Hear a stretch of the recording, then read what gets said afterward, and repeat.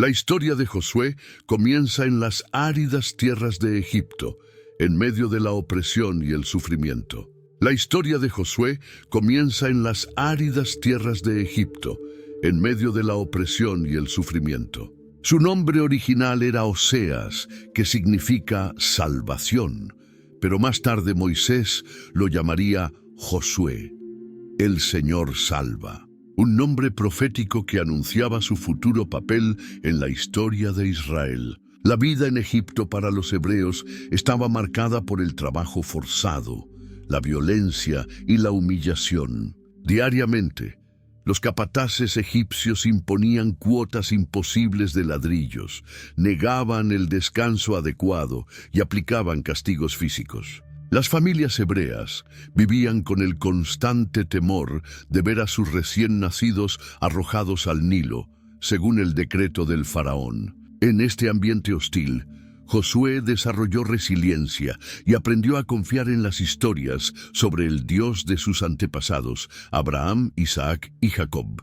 Cuando Moisés regresó del exilio para liberar al pueblo, Josué surgió como un joven lleno de potencial. Aunque la Biblia no detalla exactamente cómo fue elegido Josué para servir a Moisés, podemos inferir que sus cualidades de liderazgo, valentía y fe lo destacaron entre los demás. Moisés, guiado por Dios, reconoció en aquel joven efraimita las características necesarias para un auxiliar fiel. Tal vez fue durante los enfrentamientos iniciales con el faraón, o en las primeras jornadas después de la salida de Egipto, cuando Josué demostró sus habilidades, ganándose la confianza del líder mayor. Al lado de Moisés, Josué tuvo una escuela de liderazgo incomparable. Observaba atentamente cómo el gran líder manejaba las quejas del pueblo, cómo buscaba la dirección divina en momentos de crisis, cómo tomaba decisiones difíciles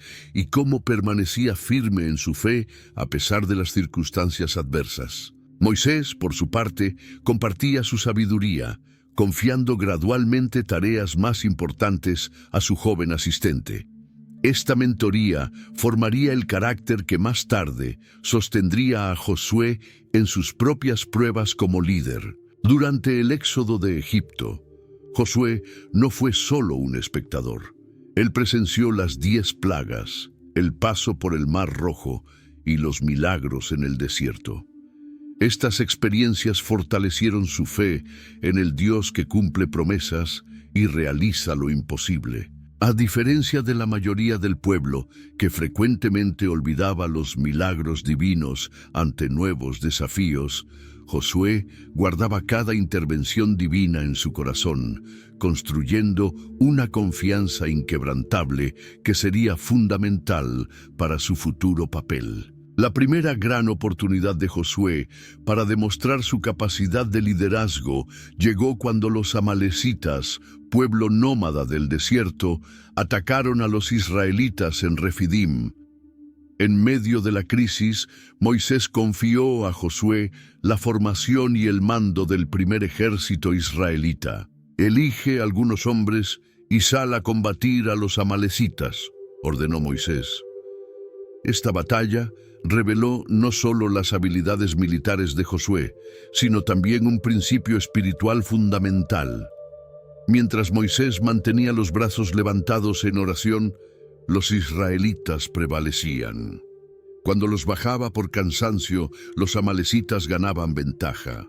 Con la ayuda de Aarón y Hur sosteniendo los brazos de Moisés, Josué consiguió su primera victoria militar, aprendiendo que el éxito en las batallas dependía tanto de la estrategia como de la intercesión espiritual. Este aprendizaje se profundizó cuando Josué tuvo el privilegio de acompañar a Moisés parte del camino en la subida al monte Sinaí.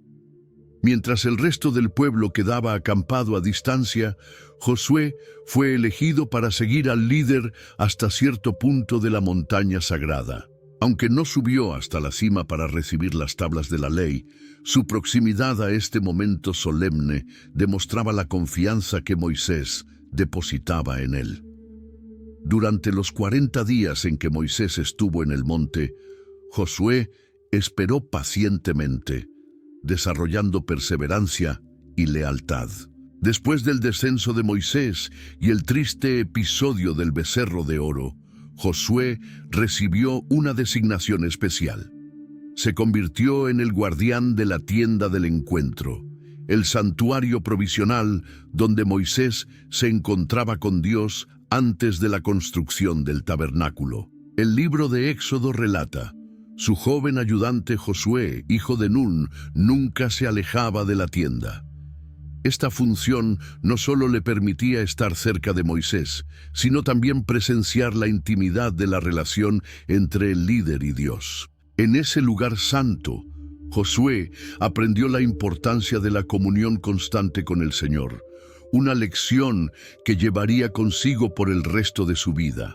Uno de los momentos más definitorios en la vida de Josué ocurrió cuando fue seleccionado como uno de los 12 espías enviados a reconocer la tierra de Canaán. Representando a su tribu de Efraín, Josué, junto con otros 11 líderes, exploró la tierra prometida durante 40 días. Vieron sus riquezas, sus fortificaciones y a sus habitantes. Al regresar, mientras 10 de los espías esparcían un informe desalentador que enfatizaba los peligros y los gigantes de la tierra, solo Josué y Caleb mantuvieron una perspectiva de fe. «Podemos conquistarla», afirmaron con valentía, recordando al pueblo las promesas divinas. Esta postura minoritaria les costó casi la vida, pues el pueblo enfurecido quiso apedrearlos. Sin embargo, esa misma fidelidad les garantizaría ser los únicos de su generación que eventualmente entrarían en la tierra prometida. La rebelión del pueblo llevó a la sentencia divina. Israel vagaría por el desierto durante 40 años, hasta que todos los adultos que habían despreciado la promesa murieran. Durante esas 4 décadas de prueba, Josué mantuvo su fe y lealtad intactas. Mientras veía a toda una generación perecer en el desierto, incluidos los otros 10 espías, él se mantuvo firme en su convicción. Este periodo formativo, aunque difícil, templó su carácter y profundizó su dependencia de Dios. Josué aprendió paciencia, perseverancia y la importancia de mantenerse fiel, incluso cuando todos a su alrededor toman decisiones equivocadas. A lo largo de estos años, Josué desarrolló una relación personal con Dios que iría más allá de simplemente servir como asistente de Moisés. Observó cómo Moisés hablaba con Dios cara a cara, como quien habla con un amigo. Este ejemplo le enseñó la importancia de buscar la presencia divina, escuchar su voz y depender de su dirección. La espiritualidad de Josué no era una copia exacta de la de Moisés. Desarrolló su propio estilo de liderazgo espiritual, caracterizado por la obediencia inmediata y la confianza inquebrantable en las promesas divinas. Cuando los 40 años de vagar por el desierto llegaban a su fin, Moisés, consciente de que no entraría en la tierra prometida debido a su desobediencia en Meribá, comenzó el proceso de transición de liderazgo. Con una sabiduría tierna pero firme, presentó a Josué como su sucesor ante todo el pueblo. En una ceremonia pública, Moisés impuso sus manos sobre Josué, transfiriéndole parte de su autoridad y comisionándolo para la gran tarea que le esperaba. «Sé fuerte y valiente», le exhortó Moisés, «porque tú harás que este pueblo herede la tierra que juré dar a sus padres». Con 120 años de edad y aún con vigor, Moisés subió al monte Nebo para contemplar desde lejos la tierra prometida que no le sería permitido pisar. Tras dar sus últimas bendiciones al pueblo y comisionar formalmente a Josué, el gran patriarca murió en la tierra de Moab. La Escritura afirma bellamente que el Señor mismo lo enterró en un valle, pero hasta hoy nadie sabe dónde está su sepulcro. Israel guardó luto por Moisés durante 30 días, procesando la pérdida de quien los había liberado de Egipto y los había guiado por 4 décadas. Pero el tiempo del duelo tenía que terminar. La misión de entrar en Canaán no podía esperar indefinidamente. Fue entonces cuando Josué recibió el llamado directo de Dios. Ya no sería a través de Moisés que recibiría instrucciones. Ahora Dios le hablaría personalmente: mi siervo Moisés ha muerto. Ahora pues, levántate y cruza este Jordán, tú y todo este pueblo, a la tierra que yo les doy a los hijos de Israel.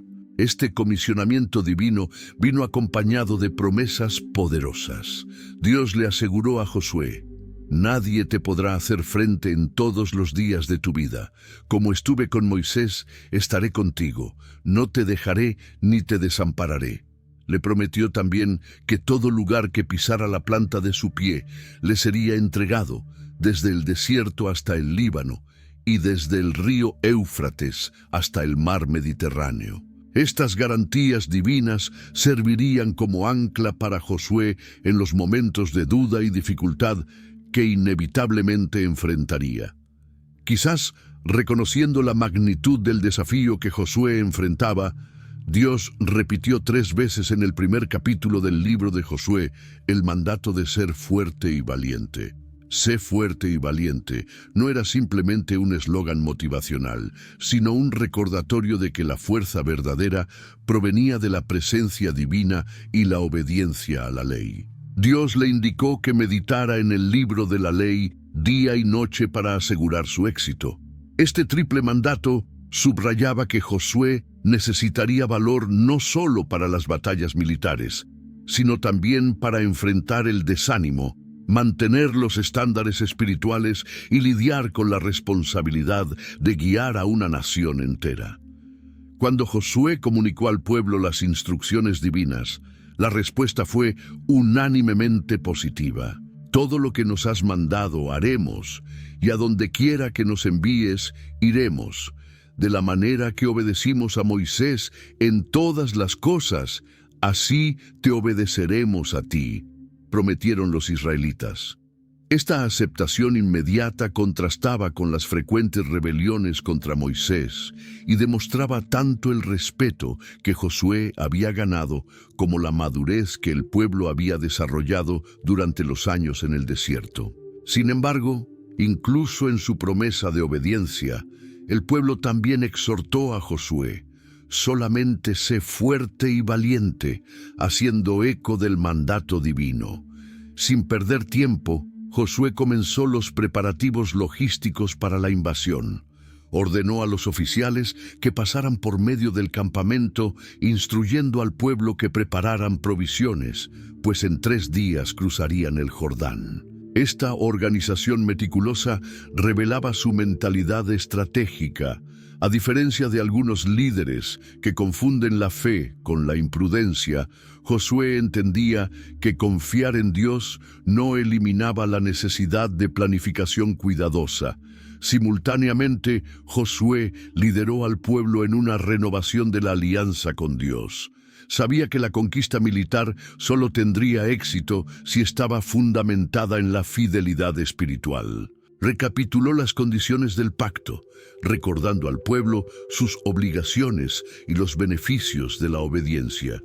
Esta renovación espiritual unificó a Israel bajo un propósito común y los preparó para los desafíos venideros. Un asunto particular requería atención. Las tribus de Rubén, Gad y la media tribu de Manasés ya habían recibido su herencia en la ribera oriental del Jordán, con permiso de Moisés. Josué les recordó su compromiso de cruzar el río armados al frente de sus hermanos, hasta que todos hubieran recibido su herencia. Estos guerreros, aproximadamente 40,000 según registros posteriores, confirmarían su lealtad respondiendo: todo lo que nos has mandado haremos, y a donde quiera que nos envíes, iremos. Sé fuerte y valiente. Con estos asuntos organizativos resueltos, Josué dirigió su atención a la estrategia militar inicial. La primera ciudad que enfrentarían sería Jericó, una fortaleza amurallada que controlaba el acceso a las tierras altas de Canaán.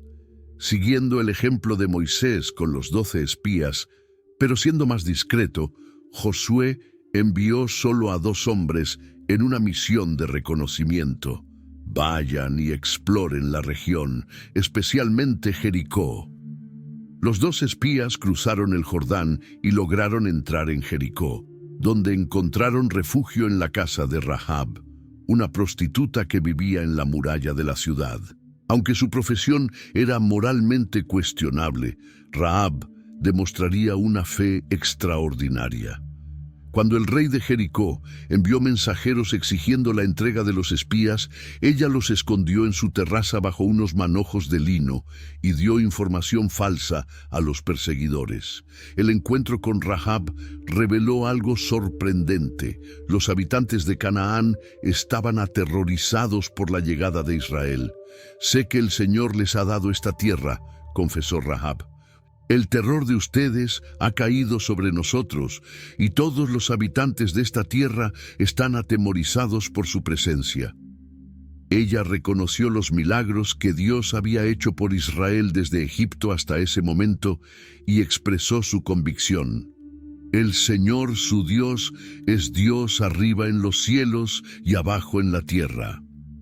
Esta confesión de fe, proveniente de una cananea pagana, subrayaba que la fama de las obras de Dios se había extendido ampliamente. Movida por esta fe recién encontrada, Rahab solicitó protección para ella y su familia cuando los israelitas conquistaran la ciudad.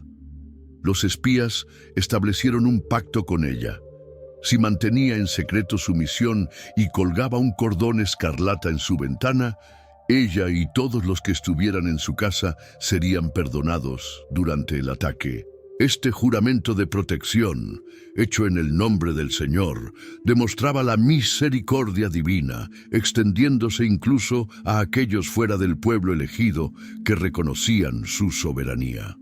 Siguiendo el consejo de Rahab, los espías escaparon por la ventana de su casa en la muralla y se escondieron en las montañas durante 3 días, hasta que los perseguidores abandonaron la búsqueda. Al regresar al campamento israelita, presentaron a Josué un informe que fortaleció enormemente su confianza. «Ciertamente el Señor ha entregado toda la tierra en nuestras manos, y además todos los habitantes de la tierra desmayan delante de nosotros». A diferencia del informe desalentador de 40 años atrás, este reporte enfatizaba la obra previa de Dios en preparar el camino para la victoria. Con el informe favorable de los espías, Josué ordenó levantar el campamento en Sittim y avanzar hasta la ribera oriental del Jordán. Allí acamparon durante 3 días mientras completaban los preparativos finales para la travesía. Este tiempo permitió a Josué impartir instrucciones detalladas sobre cómo debería proceder el pueblo durante el cruce. Las instrucciones para la travesía revelaban tanto la dimensión espiritual como la logística de la operación. Josué anunció al pueblo: «Santifíquense, porque mañana el Señor hará maravillas entre ustedes». Esta preparación espiritual recordaba al pueblo que no estaban emprendiendo simplemente una campaña militar, sino participando en la realización de un plan divino. En términos prácticos, Josué ordenó que el pueblo siguiera el Arca de la Alianza, manteniendo una distancia respetuosa de aproximadamente 1000 metros para que pudieran ver claramente el camino a seguir, pues ustedes no han pasado antes por este camino. Los sacerdotes tendrían un papel especial en esta travesía. A ellos se les confió la tarea de cargar el Arca de la Alianza, que representaba la presencia misma de Dios entre su pueblo. Josué les indicó que cuando llegaran a la orilla del Jordán, debían entrar en el río y permanecer firmes en medio de las aguas. Esta acción requeriría considerable fe, pues el Jordán se encontraba en época de crecida, desbordando todas sus riberas durante la temporada de la cosecha de cebada. La mañana de la travesía llegó. Cuando los pies de los sacerdotes que llevaban el arca tocaron las aguas del Jordán, ocurrió el milagro prometido. Las aguas que venían de arriba se detuvieron, formando un muro a gran distancia en la ciudad de Adán, mientras que las aguas que descendían hacia el Mar Muerto se agotaron. El río quedó completamente seco, permitiendo a todo el pueblo cruzar sobre tierra seca. Este milagro del Jordán tenía claros paralelismos con la travesía del Mar Rojo generaciones atrás. Ambos eventos implicaban el paso por aguas que se separaban milagrosamente, demostrando el poder de Dios sobre la naturaleza. Sin embargo, mientras que el Mar Rojo marcó la salida de la esclavitud, el Jordán señalaba la entrada a la tierra prometida. Si el primero representaba la liberación del pecado, el segundo simbolizaba la entrada a la vida de victoria y herencia espiritual. Este simbolismo no pasaría desapercibido para Josué, quien había presenciado ambos milagros en su vida. Para conmemorar este evento trascendental, Josué ordenó que 12 hombres, uno de cada tribu, tomaran cada uno una piedra del lecho seco del río donde habían estado firmes los pies de los sacerdotes. Con estas 12 piedras erigieron un monumento en Gilgal, el primer campamento en tierra cananea. Estas piedras servirán de recordatorio perpetuo para los israelitas, explicó Josué.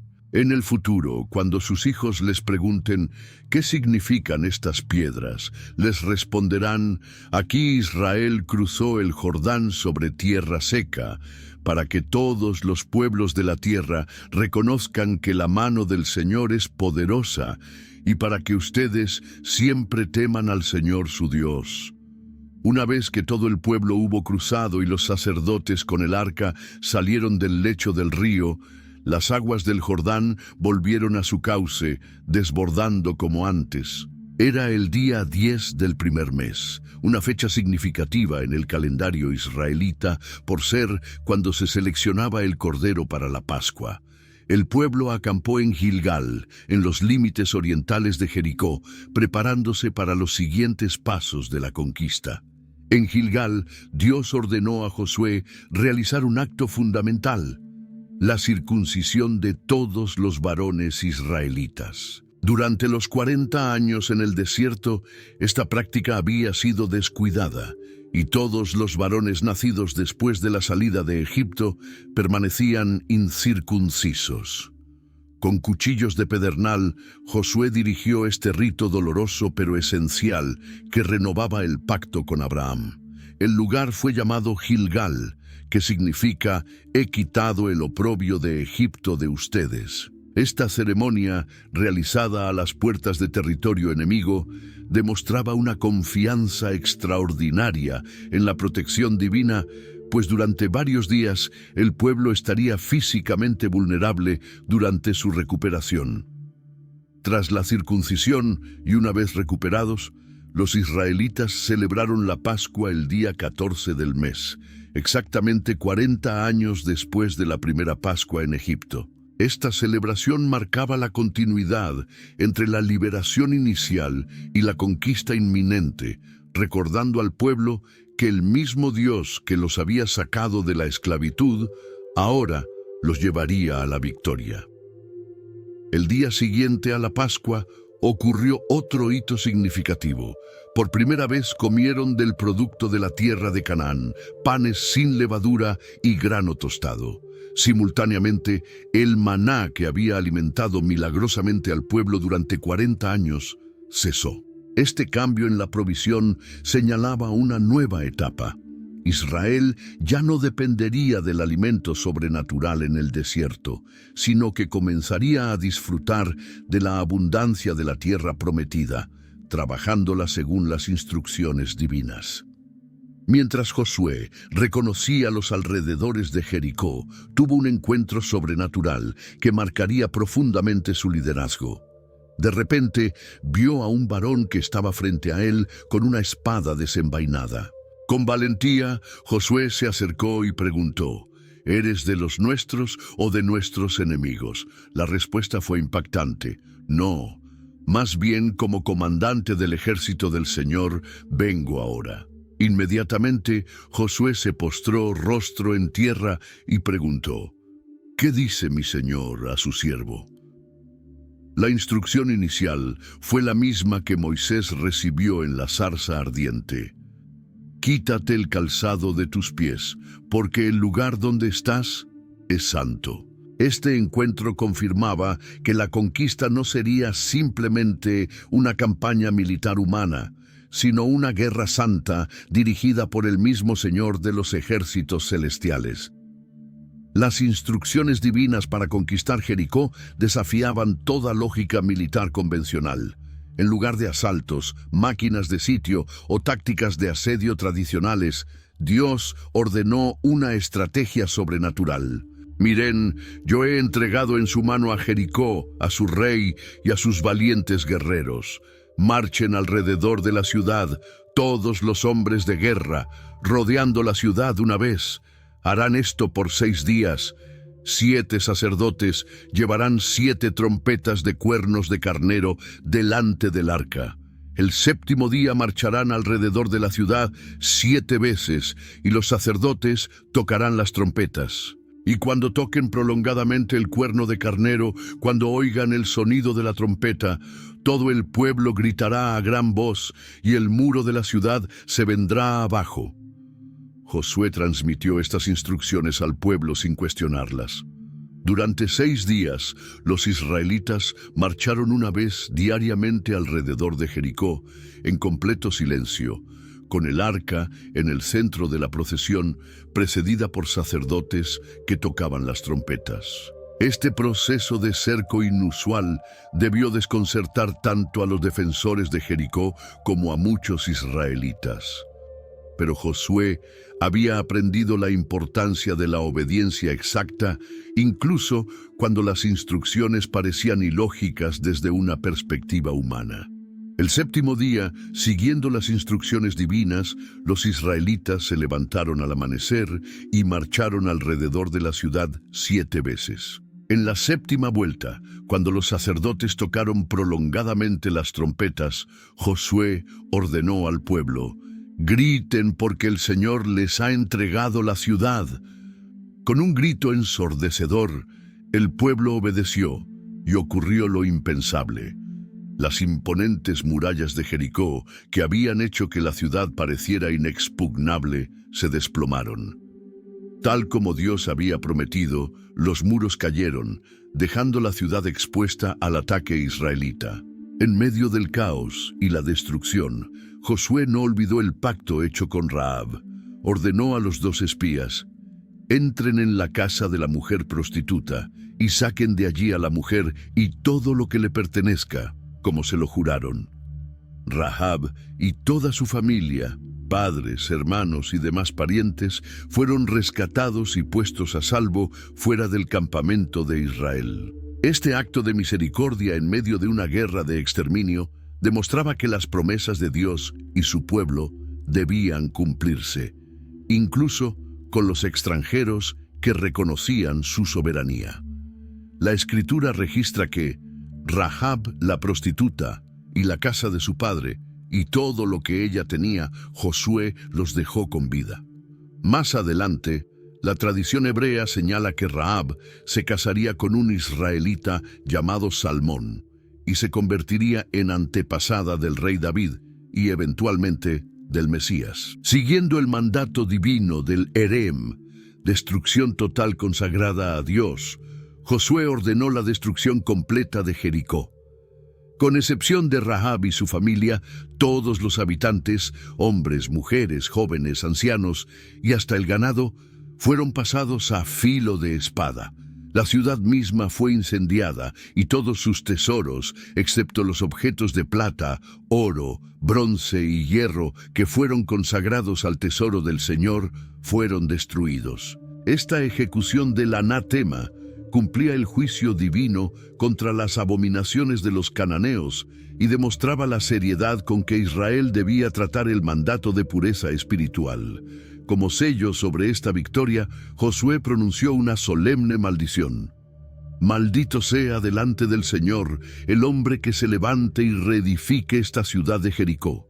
con la pérdida de su primogénito echará su cimiento, y con la pérdida de su hijo menor colocará sus puertas. Esta profecía se cumpliría siglos después, durante el reinado de Acab, cuando Hiel de Betel reconstruyó Jericó, perdiendo a su primogénito Abiram cuando puso los cimientos, y a su hijo menor Segub cuando colocó las puertas. La fama de Josué se extendió por toda la región tras esta espectacular victoria. La Escritura registra: y el Señor estaba con Josué, y su fama se extendió por toda la tierra. La caída sobrenatural de Jericó servía como confirmación divina del liderazgo de Josué y como advertencia para las demás ciudades cananeas. El pueblo de Israel, por su parte, crecía en confianza viendo cómo las promesas divinas se materializaban de manera tan contundente. La victoria en Jericó llenó de confianza al pueblo israelita, pero pronto enfrentarían una dolorosa lección. Sin consultar a Dios, Josué envió espías a la pequeña ciudad de Jai. Estos regresaron sugiriendo enviar solo 2 o 3 mil hombres para conquistarla. Siguiendo este consejo, Josué mandó 3.000 guerreros, quienes sorpresivamente fueron derrotados, perdiendo 36 hombres y siendo perseguidos hasta Sebarim. Esta derrota inesperada causó que el corazón del pueblo desfalleció y se volvió como agua. Profundamente angustiado, Josué rasgó sus vestiduras y se postró rostro en tierra hasta el anochecer junto con los ancianos de Israel.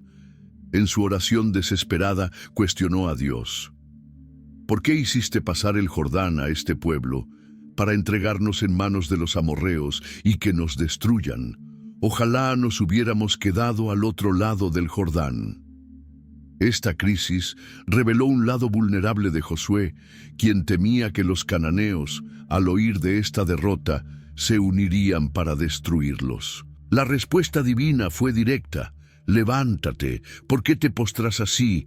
Israel ha pecado, han tomado del anatema, han robado, han mentido y lo han escondido entre sus pertenencias. Dios reveló que la derrota se debía a la desobediencia de alguien que había tomado objetos prohibidos de Jericó, violando la orden de destruir todo excepto los metales preciosos destinados al tesoro del Señor. Siguiendo las instrucciones divinas, Josué organizó al día siguiente un proceso para identificar al culpable. Tribu por tribu, clan por clan, familia por familia. El proceso de selección avanzó hasta señalar a Acán, hijo de Carmi, de la tribu de Judá. Enfrentado por Josué, Acán confesó: he pecado contra el Señor, Dios de Israel. Vi entre los despojos un hermoso manto babilónico, 200 siclos de plata y un lingote de oro de 50 siclos. Los codicié y los tomé. Están escondidos en la tierra en medio de mi tienda. Mensajeros enviados a la tienda de Acán confirmaron su confesión. Las consecuencias del pecado fueron severas. Acán, sus hijos, hijas, ganado, tienda y todas sus posesiones fueron llevados al valle de Acor, donde, tras ser apedreados, fueron quemados. Levantaron sobre ellos un montón de piedras como testimonio, y el Señor se calmó del ardor de su ira. Este episodio enseñaba a Israel que la santidad y la obediencia eran requisitos indispensables para la victoria. Una vez purificado el campamento, Dios instruyó a Josué con una nueva estrategia para conquistar Jai. No temas ni desmayes. Toma contigo a toda la gente de guerra, levántate y sube a Jai. Yo he entregado en tu mano al rey de Jai, su pueblo, su ciudad y su tierra. Le harás como hiciste a Jericó y su rey, pero podrán tomar para ustedes sus despojos y su ganado. A diferencia de la estrategia en Jericó, esta vez Dios permitiría a Israel quedarse con el botín de guerra. Josué diseñó una brillante emboscada. Envió 30.000 guerreros durante la noche para esconderse detrás de la ciudad. Al amanecer, él y el resto del ejército se acercaron frontalmente. Cuando los defensores de Jai salieron a combatirlos, Josué y sus hombres fingieron huir, atrayendo a todos los habitantes fuera de la ciudad. En ese momento, el grupo emboscado entró en la desprotegida Jai y le prendió fuego. Atrapados entre dos fuerzas israelitas, los guerreros de Jai fueron completamente derrotados. Su rey fue capturado vivo, colgado hasta la tarde en un árbol, y después su cuerpo fue cubierto con un montón de piedras a la entrada de la ciudad. Tras esta victoria, Josué dirigió a Israel hacia el monte Ebal para cumplir un mandato que Moisés había dejado. Allí construyó un altar de piedras no labradas, ofreció holocaustos y sacrificios de paz y escribió una copia de la ley de Moisés sobre piedras. Lo más significativo fue la ceremonia de renovación del pacto. Con la mitad del pueblo frente al monte Gerizim y la otra mitad frente al monte Ebal, Josué leyó todas las palabras de la ley, las bendiciones y maldiciones, exactamente como Moisés había ordenado. Esta ceremonia, realizada en territorio recién conquistado, reafirmaba que Israel no era simplemente un pueblo guerrero, sino una nación cuya identidad y propósito se basaban en la alianza con Dios. La noticia de las victorias israelitas se extendió por toda Canaán, provocando temor entre sus habitantes.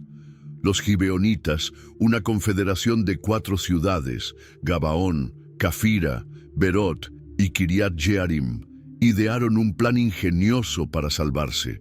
Enviaron una delegación que fingió venir de un país muy lejano.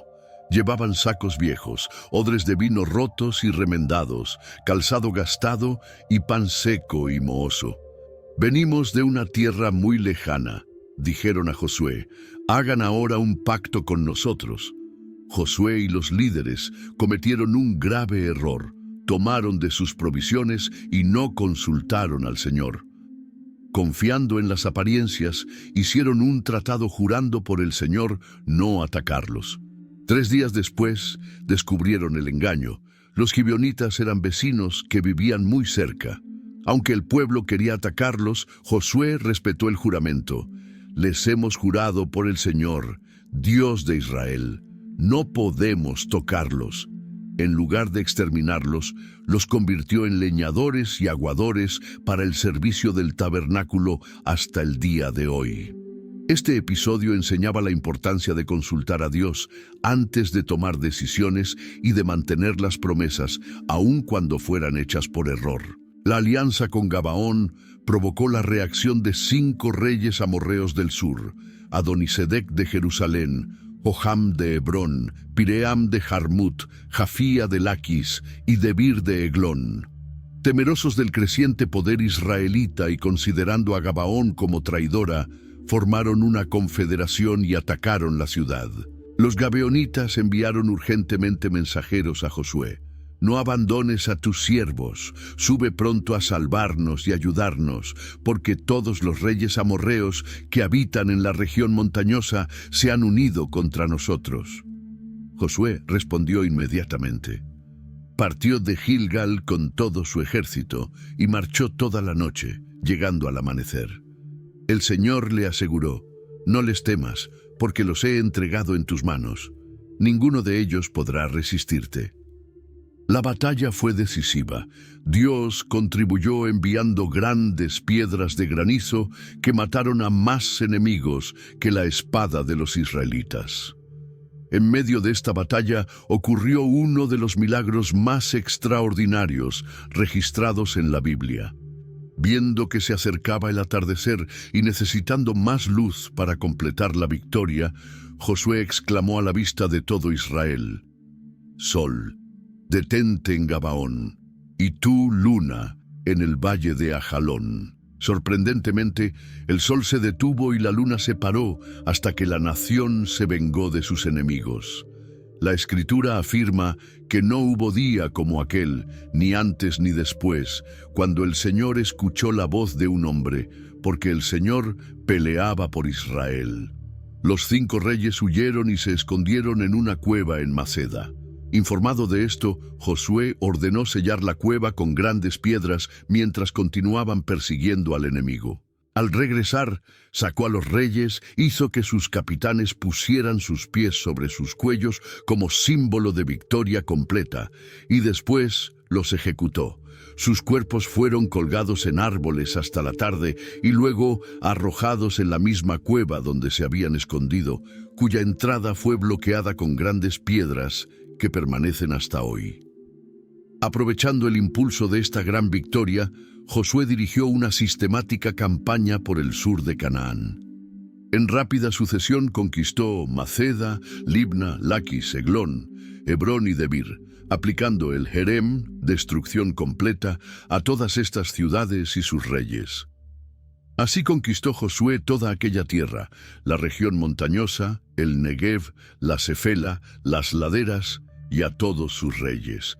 No dejó a nadie con vida, sino que destruyó por completo todo ser viviente, como el Señor, Dios de Israel, había mandado. Cuando Jabín, rey de Hazor, la ciudad más poderosa del norte de Canaán, escuchó sobre las victorias israelitas en el sur, organizó una gran coalición. Convocó a Jobab, rey de Madón, al rey de Simrón, al rey de Aksaf y a todos los reyes del norte, desde las montañas hasta los llanos al sur de Cineret, mar de Galilea, la Cefela y las alturas de Dor hacia el oeste. Este formidable ejército incluía a cananeos, amorreos, hititas, fereceos, jebuseos y heveos. La Escritura describe esta fuerza como numerosa como la arena a la orilla del mar, con muchísimos caballos y carros de guerra. Ante tal amenaza, Dios renovó su promesa a Josué: no les tengas miedo, porque mañana a esta hora yo los entregaré a todos, muertos, delante de Israel. Desjarretarás sus caballos y quemarás sus carros. Esta garantía divina era esencial, pues Israel nunca había enfrentado a un enemigo con caballería y carros, tecnología militar avanzada para la época que podía provocar temor en un ejército principalmente de infantería. Demostrando audacia táctica, Josué no esperó el ataque enemigo. Dirigió a su ejército en una marcha rápida hacia el norte y lanzó un ataque sorpresa contra las fuerzas coaligadas acampadas junto a las aguas de Merom. Esta estrategia impidió que el enemigo aprovechara su superioridad en movilidad. La batalla de las aguas de Merom resultó en otra gran victoria israelita. Los ejércitos enemigos fueron completamente derrotados y perseguidos hasta Sidón la Grande, Misrefot Maim y el valle de Mispa. Siguiendo las instrucciones divinas, Josué desjarretó los caballos, cortando los tendones de sus patas, y quemó los carros capturados. Esta acción tenía un propósito espiritual: evitar que Israel confiara en estas armas avanzadas en lugar de depender de Dios, como posteriormente haría el rey Salomón. Regresando de la persecución, Josué atacó a Hazor, la cabeza de aquellos reinos.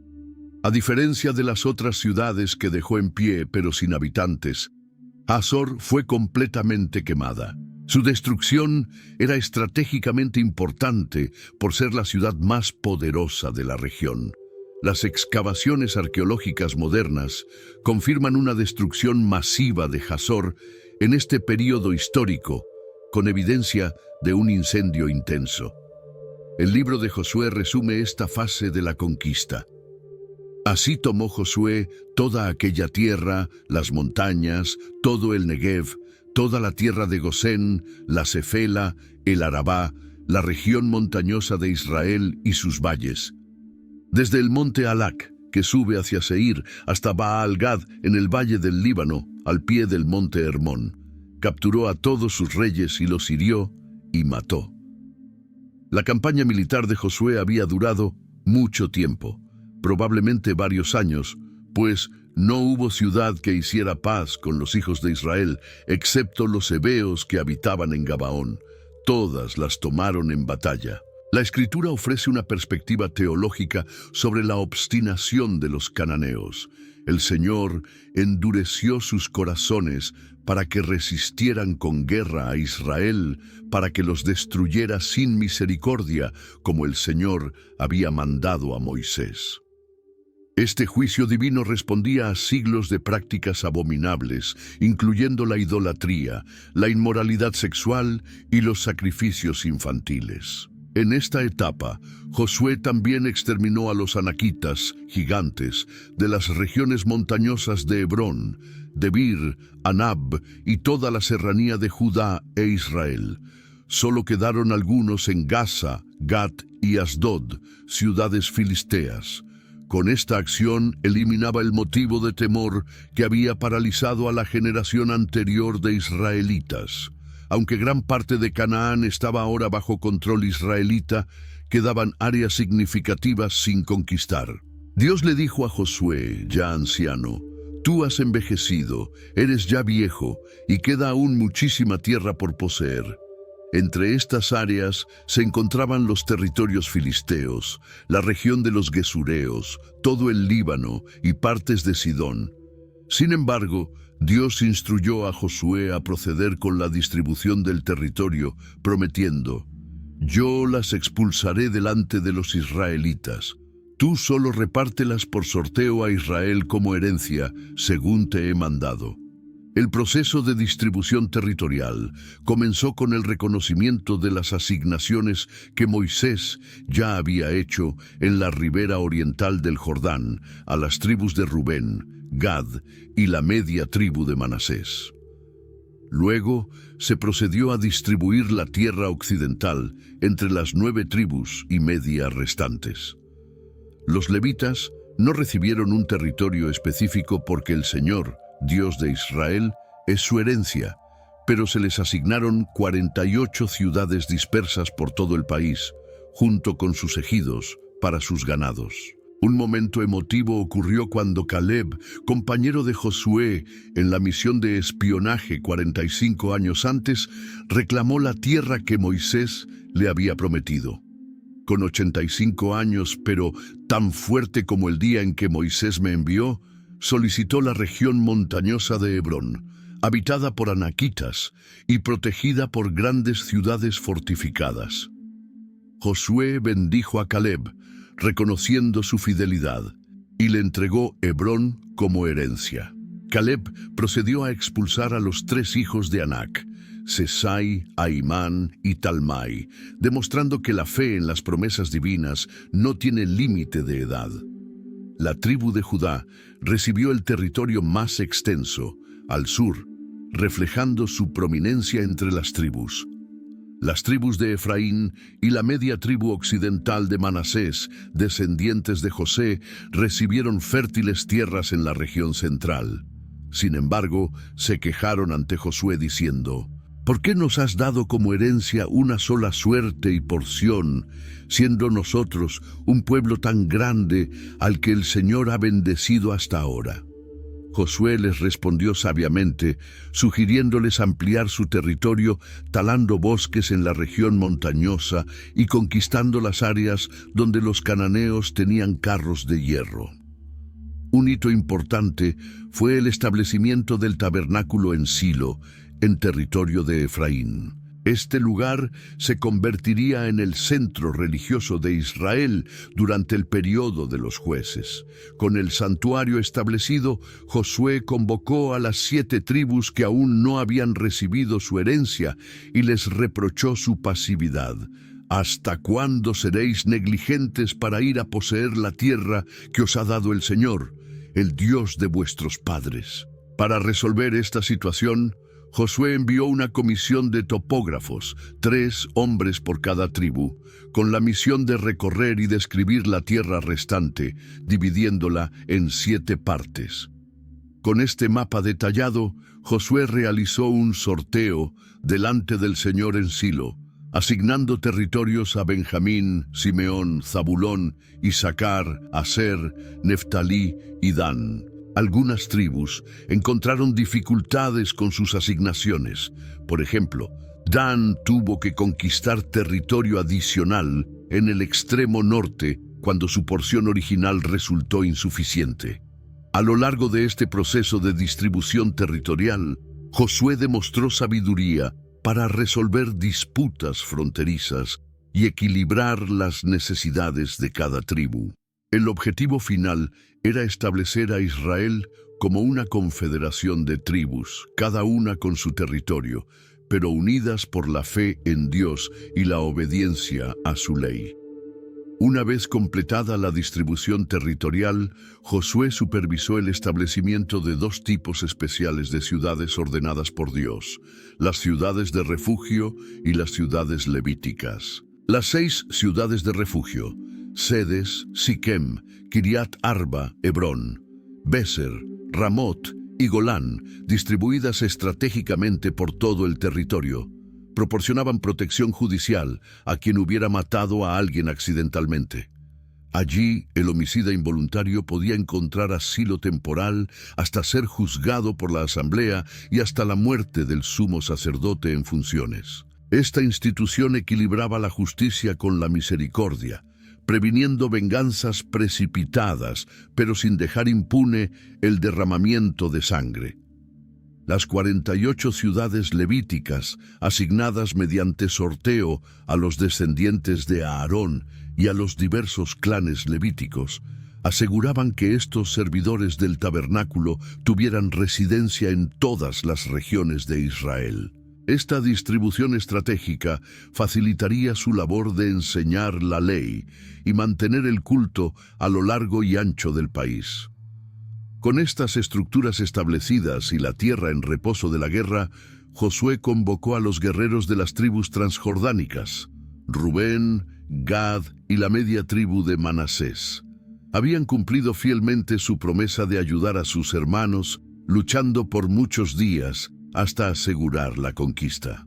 Agradeciéndoles su lealtad y bendiciéndolos, Josué los envió de regreso a sus territorios al este del Jordán, recomendándoles: solamente tened mucho cuidado de cumplir el mandamiento y la ley que Moisés, siervo del Señor, os ordenó, que améis al Señor vuestro Dios, y andéis en todos sus caminos, que guardéis sus mandamientos y os adhiráis a Él, y le sirváis con todo vuestro corazón y con toda vuestra alma. Al regresar a sus tierras, estos guerreros construyeron un gran altar junto al Jordán. Cuando las demás tribus se enteraron, interpretaron este acto como una apostasía y se prepararon para la guerra civil. Enviaron una delegación encabezada por Finés, hijo del sumo sacerdote Eleazar, quien acusó a las tribus orientales: ¿qué infidelidad es esta que habéis cometido contra el Dios de Israel, apartándoos hoy de seguir al Señor, edificándoos un altar para rebelaros hoy contra el Señor? La respuesta reveló un malentendido. El Dios de dioses, el Señor, Él sabe, y que Israel sepa también, si fue por rebelión o por infidelidad contra el Señor, no nos salves hoy. Explicaron que habían construido el altar no para sacrificios, sino como testimonio para futuras generaciones, para que sus descendientes al oeste del Jordán nunca dijeran a los del este: ¿qué tenéis vosotros con el Señor, Dios de Israel? El altar sería un recordatorio visible de que, a pesar de la separación geográfica, todos eran parte del mismo pueblo que adoraba al mismo Dios. Satisfechos con esta explicación, Finés y los príncipes regresaron con el informe. Hoy hemos entendido que el Señor está entre nosotros, porque no habéis cometido esta infidelidad contra el Señor. Así habéis librado a los hijos de Israel de la mano del Señor. Este episodio demostraba tanto el celo de Israel por la pureza religiosa como la importancia de la comunicación clara para mantener la unidad nacional. Los últimos años de Josué transcurrieron en paz. Establecido en su heredad en Timnat Sera, en los montes de Efraín, el anciano líder contemplaba cómo el pueblo disfrutaba de la tierra prometida. El Señor había dado reposo a Israel de todos sus enemigos alrededor, y Josué, siendo ya viejo y avanzado en años, preparó su despedida. Convocó primero una asamblea en Silo, donde recordó al pueblo todas las bendiciones recibidas.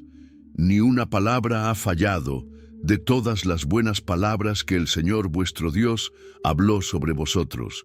Todas se han cumplido, no ha fallado de ellas ni una. También advirtió sobre los peligros futuros si se apartaban de Dios. Si traspasáis el pacto del Señor vuestro Dios, se encenderá contra vosotros su furor, y pereceréis prontamente de esta buena tierra que os ha dado. Sintiendo que su fin se acercaba, Josué convocó una segunda y última asamblea en Siquem, lugar de gran significado histórico donde Abraham había recibido la primera promesa divina sobre Canaán. Allí repasó la historia de Israel desde el llamado de Abraham hasta la conquista, recordando las intervenciones divinas que habían formado a la nación.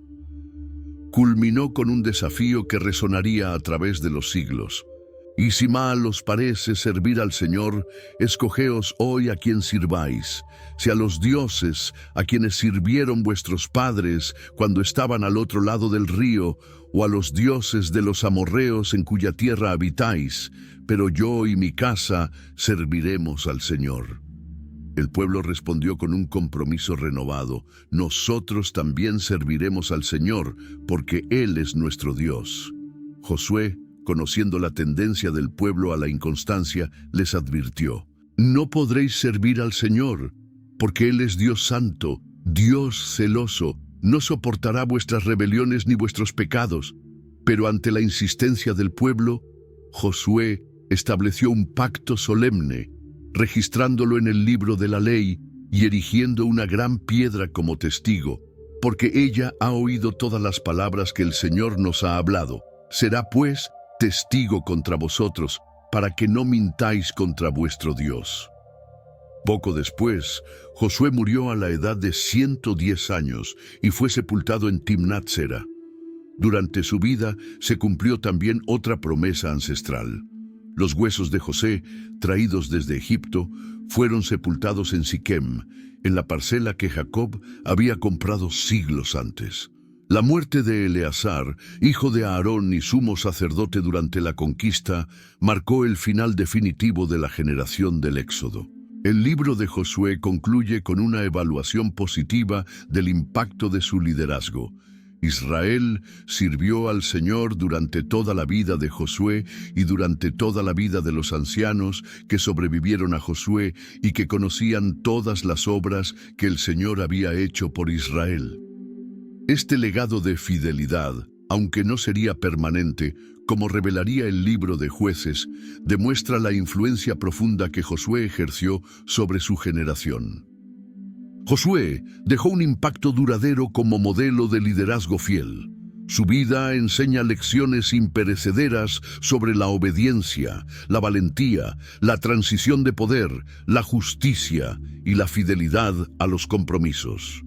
De esclavo a conquistador, de asistente a líder, Josué completó la misión que Moisés había comenzado, cumpliendo la primera etapa de las promesas de Dios a Abraham. Su nombre, que comparte raíz con Jesús en hebreo, presagiaría a otro líder que conduciría al pueblo de Dios a una conquista espiritual más definitiva. Si te ha gustado este video y quieres seguir aprendiendo sobre las fascinantes historias bíblicas, no olvides suscribirte a nuestro canal. Activa la campanita para recibir notificaciones de nuevos videos cada semana. Comparte este video con tus amigos y familiares. Ayúdanos a difundir estas enseñanzas que han inspirado a generaciones. Deja tu comentario contándonos qué parte de la historia de Josué te impactó más o qué otro personaje bíblico te gustaría conocer en nuestro próximo video. Gracias por acompañarnos en este viaje por la conquista de la tierra prometida. Nos vemos en la próxima historia bíblica.